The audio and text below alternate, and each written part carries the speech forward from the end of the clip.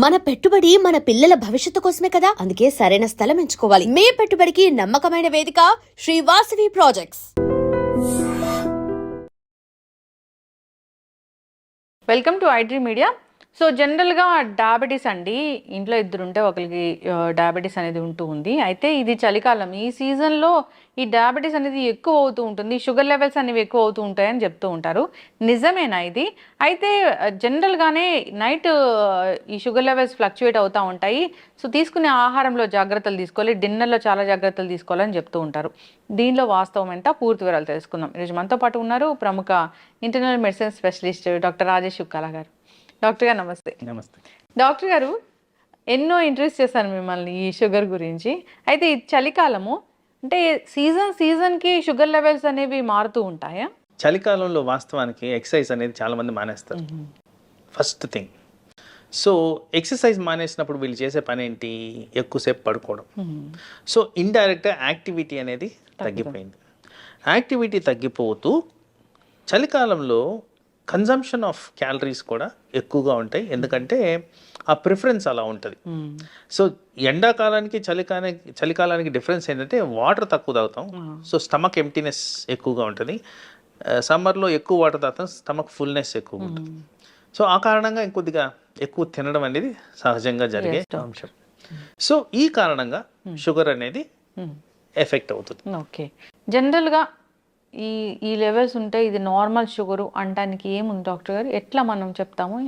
So strict guidance ప్రకారం ఒక diabetic పర్సన్కి రికమెండెడ్ లెవెల్స్ ఆర్ 100 ఫాస్టింగ్ అనేది. ఆ ఫాస్టింగ్ అనే బ్లడ్ టెస్ట్ కూడా ఉదయాన్నే 6 నుంచి 7 గంటల మధ్యన చేసుకోవాలి, ఐడియల్గా 6 గంటలప్పుడు చేసుకోవాలి. తర్వాత ఆహారం తినిన తర్వాత 2 అవర్స్కి, ఆ ఫుడ్ తినిన తర్వాత 2 అవర్స్కి అరౌండ్ 160, 10± ఉంటే ఇది correct amount of sugar management. అయితే నేను జనరల్గా ఇలాంటి సెంటర్కి వెళ్ళినప్పుడు ఇంటర్వ్యూ కోసం వెళ్ళాను డాక్టర్ గారు. అక్కడ డాక్టర్ అడుగుతూ ఉన్నారు ఏంటంటే పేషెంట్ని, షుగర్ లెవెల్స్ ఎక్కువ వచ్చాయి, రాత్రి ఏం తిన్నావు అని. అంటే రాత్రి ఏం తిన్నది ఫాస్టింగ్ బ్లడ్ షుగర్ మీద చూపిస్తుందా ప్రభావం? సాధారణంగా ఇప్పుడున్న లైఫ్ స్టైల్స్లో వెస్టర్నైజేషన్ అనేది ఎక్కువగా కనిపిస్తుంది. సో ఆల్మోస్ట్ ఎవ్రీబడి కొద్దిగా లేట్గా పడుకుంటున్నారు. ఎవ్రీవన్, ఒకరని చెప్పడానికి లేదు, అందరూ కూడా లేట్గా పడుకుంటున్నారు. సో లేట్గా పడుకునే ప్రక్రియలో మనం చేసేది ఏంటంటే లేట్గా భోజనాలు తినడం కూడా. అండ్ లేట్గా భోజనం తినడమే కాకుండా కొద్దిగా high calorie food or consumption of calories కూడా ఎక్కువగా రాత్రులే. ఇప్పుడు ఎవరైనా డే టు డే యాక్టివిటీస్ తీసుకుంటే, ఎవరైతే కాన్షియస్గా లేరో పొద్దున మధ్యాహ్నం కన్నా రాత్రులు కాస్త ఫుడ్ కన్జంప్షన్ ఎక్కువగా ఉంటుంది. సో ఇవే కాకుండా మనం ఇదివరకు అనుకున్నట్టు మానసిక ఒత్తిడులు అనేవి పెరుగుతూ వస్తున్నాయి. ప్రతి ఒక్కరికి స్ట్రెస్ అనేది ఎక్కువ ఉంటుంది, నిద్ర అనేది లోపిస్తుంది. సో నేను చెప్పదలుచుకుంది, డయాబెటీస్ అనేది ఒక హార్మోన్ ద్వారా రెగ్యులేట్ అయ్యే కండిషన్. ఇంత చేంజెస్ వచ్చినప్పుడు ఈ హార్మోనల్ ఇంబ్యాలెన్స్ కూడా తప్పుదోవ పడుతుంది.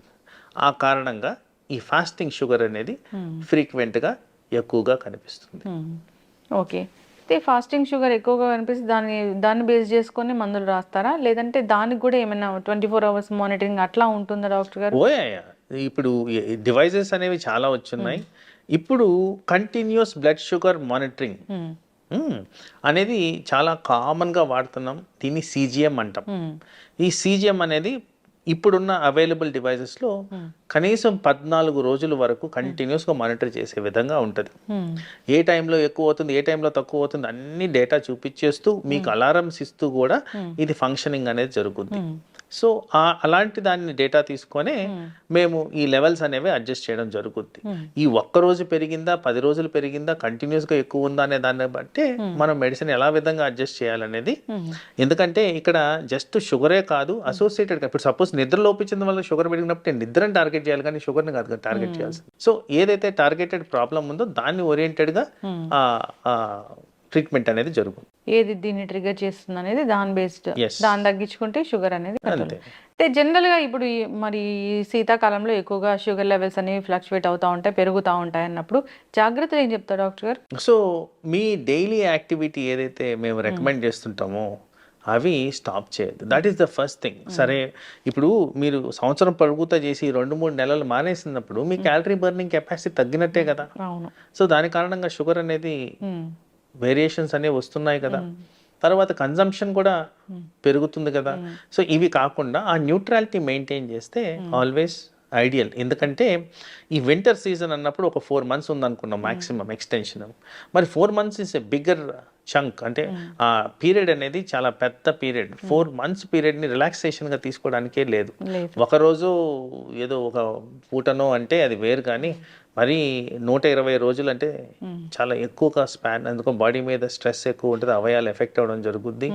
పర్టికులర్గా ఆ సీజన్లో కొద్దిగా ఈ స్ట్రోక్లు, హార్ట్ అటాక్లు వచ్చేదానికి ఆస్కారం ఉంది. ఓకే. డయాబెటీస్ వల్ల కూడా స్ట్రోక్ వస్తుందా? 100%. 100%. Diabetes is the commonest reason for heart attacks in India. Commonest reason. So ఎక్కువ శాతం హార్ట్ అటాక్స్ ని మనం అనలిటికల్గా తీసుకుంటే డయాబెటిక్ రిలేటెడే ఉంటున్నాయి. ఏం జరుగుతుంది డాక్టర్ గారు? ఇప్పుడు షుగర్ ఎక్కువైంది, అది హార్ట్ మీద ఎట్లా జరుగుతుంది? సో వీటన్నిటికీ ప్రైమరీ కారణం కొలెస్ట్రాల్ లెవెల్స్. ఎప్పుడైతే క్యాలరీస్ పెరుగుతున్నాయి అంటున్నానో ఆ ఎక్సెస్ అమౌంట్ ఆఫ్ క్యాలరీస్ ఏమవుతుంది, బాడీలో ఫ్యాట్ రూపంలో తయారవుతుంది. కొలెస్ట్రాల్ అంటే ఏంటి? ఫ్యాటే.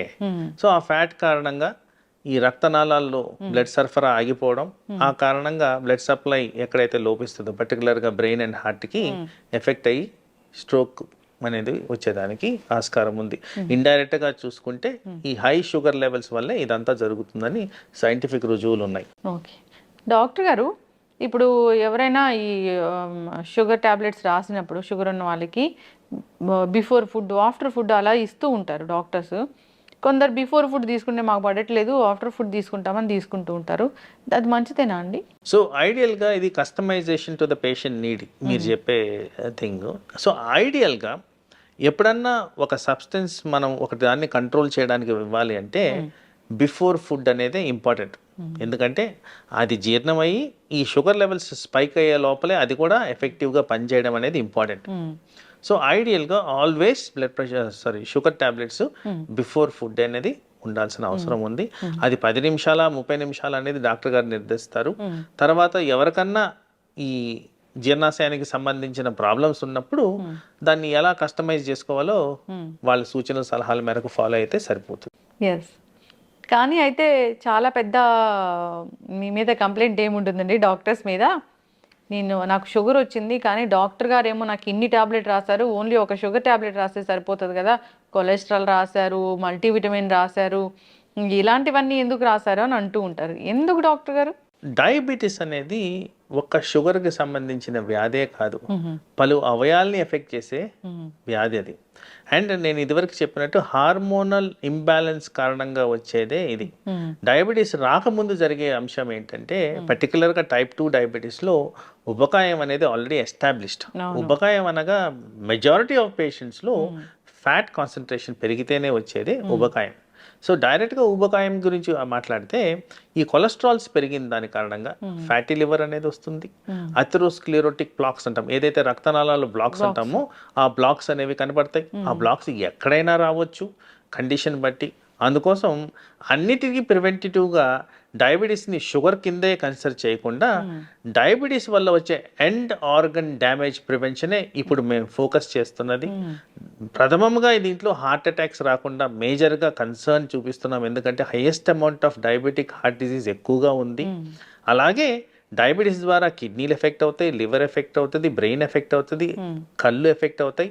వీటిలన్నింటినీ కవర్ చేస్తూ మెడిసిన్స్ ఇవ్వాలి కాబట్టి పలు రకాల మెడిసిన్స్ ఇవ్వడం జరుగుద్ది. అది కూడా పేషెంట్ కండిషన్ బట్టి. ప్రతి ఒక్కరికి అన్ని మందులు రాయడం జరగదు, కానీ సాధారణంగా ఎవరికైతే సరిగ్గా కంట్రోల్ ఉండదో, ఎవరికైతే అవయాలు ఎఫెక్ట్ అవుతున్నాయో వాళ్ళల్లోనే నంబర్ ఆఫ్ టాబ్లెట్స్ పెరిగేదానికి ఆస్కారం ఉంటుందండి. ఎస్.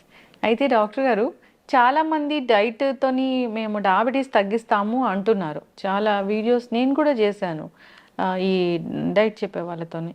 నిజమేనా అండి డైట్ తోని డయాబెటిస్ అనేది? దాంట్లో రాకెట్ సైన్స్ లేదు కదండి, ఇట్స్ కామన్ సెన్స్. మనము ఈ షుగర్ ప్రొడ్యూసింగ్ సబ్స్టెన్సెస్ తినకపోతే ఇంకా షుగర్కి ఎందుకు మనం ట్రీట్మెంట్ ఇవ్వాలి?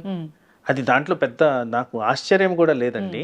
బేసిక్లీ మీరు షుగర్ డిప్రైవ్డ్ ఫుడ్ కానీ తింటే మీకు మెడిసిన్ అవసరం పడదు. Okay. So as it is ఇప్పుడు ఒక ఫ్యాట్ కంటెంట్ తిందాం అనుకోండి, ఫ్యాట్ ఒక్కటే తిన్నప్పుడు మీకు షుగర్ లెవెల్స్ పైకే కావు. ఎక్కడైతే కార్బోహైడ్రేట్ కాన్సన్ట్రేషన్ పెరుగుతుందో అక్కడే మనకి షుగర్ లెవెల్స్ స్పైక్ అవుతున్నాయి. ఈ డైట్ అనేది సాధారణంగా మనం అందరం కూడా రైస్ తింటాం. రైస్ కారణంగా షుగర్ స్పైక్ అవుతుందని ఎస్టాబ్లిష్డ్ ఫ్యాక్ట్. అవును. దీంట్లో కూడా చాలా వ్యత్యాసం ఉందండి. ఈ సోనా మసూరికి బాస్మతి రైస్ కూడా చాలా తేడా ఉంది. సో ప్రతి రైస్ లోనూ షుగర్ లెవెల్స్ పెంచే తత్వం ఉంది. రైసే కాదు, ప్రతి సబ్స్టెన్స్ లైక్ చపాతి, వీట్, ప్రతి దాంట్లో ఉంది ఆ తత్వం. సో అందుకోసం మనం తినే కన్జంప్షన్ ఎంత ఉంది, మన బాడీలో ఎలా ఇన్సులిన్ సెక్రీట్ అవుతుంది, ఇలాంటి వాటి కారణంగానే ఈ షుగర్ అనేది రెగ్యులేట్ అవుతుంది. సో ఇది రెడ్యూస్ చేస్తున్నారంటే ఆఫ్ కోర్స్ వాళ్ళు కానీ కార్బోహైడ్రేట్స్ మానిపిస్తే అవసరం ఉండదు, దాంట్లో పెద్ద డిస్కషన్ లేదు కదండి. ఓకే, అంటే సైంటిఫికల్ గా అది ప్రూవెన్ అయిందా లేదా అట్లేం లేదు. డయాబెటీస్ ఉన్న వాళ్ళు డైట్ కూడా పాటిస్తూ మందులు వాడాల్సిందేనా? అంటే కార్బోహైడ్రేట్స్ తినకపోతే మందులు వాడాల్సి వస్తుంది. మరి అది కార్బోహైడ్రేట్ రిలేటెడే ఉంటుంది అది. అది చాలా అంటే కన్ఫ్యూజన్ ఉంది డాక్టర్ గారు. ఈ డైట్ తీసుకోమంటారు, డయాబెటీస్ తగ్గిస్తామంటున్నారు. ఒకవైపు డాక్టర్లు ఏమో మందులు కూడా వాడాలి, ఈ డైట్ కూడా పాటించాలని చెప్తారు. ఇప్పుడు నేను మీకు ఎగ్జాంపుల్ చెప్పాను. ఇప్పుడు ఓన్లీ ఫ్యాట్ తినమని చెప్తాను. ఓన్లీ ఫ్యాట్ తినమంటే దానికి వచ్చే అనర్థాలు నేను మిమ్మల్ని అడుగుతాను. ఇప్పుడు మీరు చెప్పండి, ఒక కామన్ పర్సన్ లాగా ఎక్కువగా ఫ్యాట్ తింటే ఏమవుద్దండి బాడీలో? యూరిక్ యాసిడ్ లెవెల్స్ పెరుగుతాయి. యూరిక్ యాసిడ్ వల్ల కిడ్నీలు డ్యామేజ్ అవుతాయి, కొలెస్ట్రాల్ పెరుగుద్ది. కొలెస్ట్రాల్ కారణంగా మన బాడీలో అవయాలన్నీ దెబ్బతింటాయి. మరి ఇవన్నీ ఎఫెక్ట్ అవుతున్నప్పుడు మరి వాటిని ఎవరు మానిటర్ చేయాలి? సో బ్యాలెన్స్డ్ ఫుడ్ అనేది ఇంపార్టెంట్. సో ఎప్పుడో ఎస్టాబ్లిష్ అయిన ఆల్గోరిథం ఏంటంటే balanced food, adequate amount of nutrients, adequate amount of carbohydrate, adequate amount of fat and protein అన్ని కలిపి ఉన్నవే అది బ్యాలెన్స్డ్ డైట్. అయితే కస్టమైజేషన్ మన కంట్రీలో ఎక్కడ జరుగుతుందంటే కార్బోహైడ్రేట్ మనకి బాడీకి సూట్ కావట్లేదు. ఎందుకంటే ఏషియన్ సబ్సెట్ ఆఫ్ పాపులేషన్ లో ఒక టైప్ ఆఫ్ జెనెటిక్ పాపులేషన్ ఉంది, దీంట్లో షుగర్ కి సెన్సిటివిటీ ఎక్కువగా ఉంటుంది, వీళ్ళలో డయాబెటీస్ ఎక్కువగా వస్తుందని ఎస్టాబ్లిష్డ్ ఫ్యాక్ట్. ఇప్పుడు ఈ పర్సన్ వెళ్ళి మెడిటేరియన్ డైట్ కానీ తింటే, మెడిటేరియన్ డైట్స్ అంటే fibre, natural fruits, vegetables and nuts ఉన్నది తింటే మీకు డయాబెటీస్ అనేది డెఫినెట్లీ అదుపులోకి వస్తుంది. సో ఇవి మీరు కన్సిడర్ చేసుకుంటే దీంట్లో ఎక్కడ మీకు కార్బోహైడ్రేట్ సోర్స్ ఉందండి? ద మేజర్ కెలామిటీ మన దగ్గర జరిగేది consumption of rice in highest amounts. అది తగ్గించుకుంటే మనకి డెఫినెట్ గా షుగర్ కంట్రోల్కి వచ్చేస్తుంది. ఇన్ని నెంబర్ ఆఫ్ టాబ్లెట్స్ కూడా అవసరం పడదండి. So rice related components or carbohydrate components కానీ తగ్గించుకో విధంగా మనం డైట్ ప్లాన్ చేసుకుంటే డెఫినెట్గా మీకు డయాబెటిక్ అండర్ కంట్రోల్ వస్తుంది. ఓకే డాక్టర్ గారు, ఇన్నేళ్ల ఎక్స్పీరియన్స్ మీది, ఎంతో మంది పేషెంట్స్ని చూసుంటారు.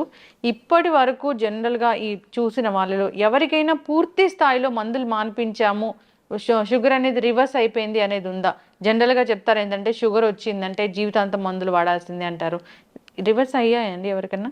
సో ఇక్కడ చాలా ఇంపార్టెంట్ క్రిటికల్ క్వశ్చన్ మీరు అడిగింది, చాలా ప్రాక్టికాలిటీ ఉన్న క్వశ్చన్. సో ఇక్కడ చాలా మందికి అర్థం కావాల్సింది ఏంటంటే diabetes is a progressive condition.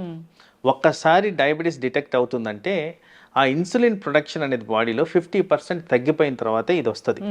So ఆ ప్యాంక్రియాటిక్ గ్లాండ్లో డ్యామేజ్ జరిగి లెస్ అమౌంట్ ఆఫ్ ఇన్సులిన్ కారణంగా ఇది ఎఫెక్ట్ జరుగుద్ది.